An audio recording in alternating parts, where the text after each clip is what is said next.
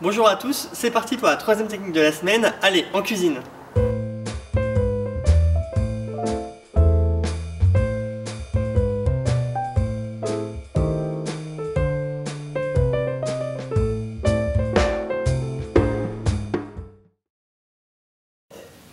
Bonjour à tous, bienvenue sur Ardo.fr. Aujourd'hui on va apprendre à peler à vif un pamplemousse et à lever ses segments. Donc pour commencer, on va le peler à vif, ça veut dire qu'on va enlever toute la peau qui l'entoure. Donc on coupe les deux extrémités.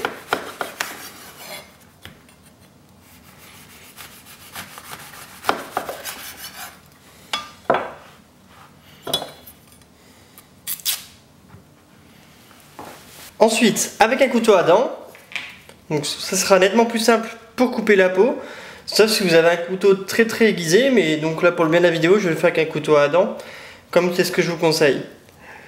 Vous passez donc votre couteau entre la peau et la chair. Donc pour bien vous montrer, je vais commencer par faire une première incision. Donc là, comme on peut le voir, il y a la chair qui est rouge et la membrane blanche qu'il faut enlever. Et l'intérêt donc, je coupe cette partie là pour bien vous montrer, c'est de passer le couteau juste là, entre la chair et la membrane, pour enlever le moins de chair possible. Ensuite, on fait un arc de cercle, on fait le tour du pamplemousse.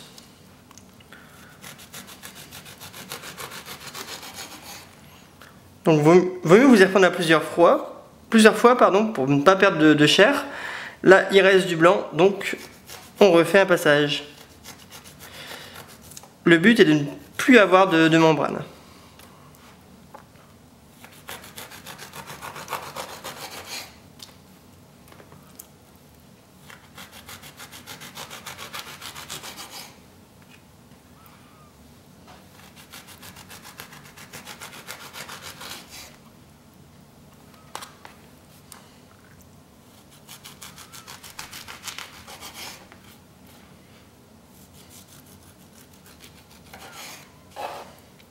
Voilà, donc on fait le tour pour voir s'il reste des petites parties blanches qu'on enlève.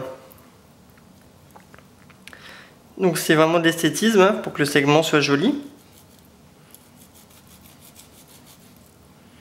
Voilà. Donc là, notre pamplemousse est pelé à vif. Donc maintenant, on va prélever les segments, c'est-à-dire que la chair, que ce qui nous intéresse. Comme on peut le voir, on a des petits traits qui correspondent à des quartiers de pamplemousse. On va se servir de ces traits en référence pour couper les segments. Donc on passe le couteau au bord du trait comme ça, on fait une incision dans la diagonale, et on fait une incision dans l'autre diagonale, le segment tombe tout seul. On va faire la même chose avec tout le pamplemousse.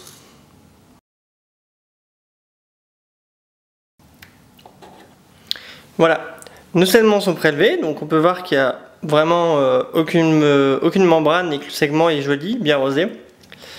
Donc la partie restante, vous ne l'achetez pas, on va la mettre dans notre mélange qui composera notre dôme de saumon. C'est fini pour aujourd'hui, je vous retrouve demain pour la suite de la recette, à bientôt.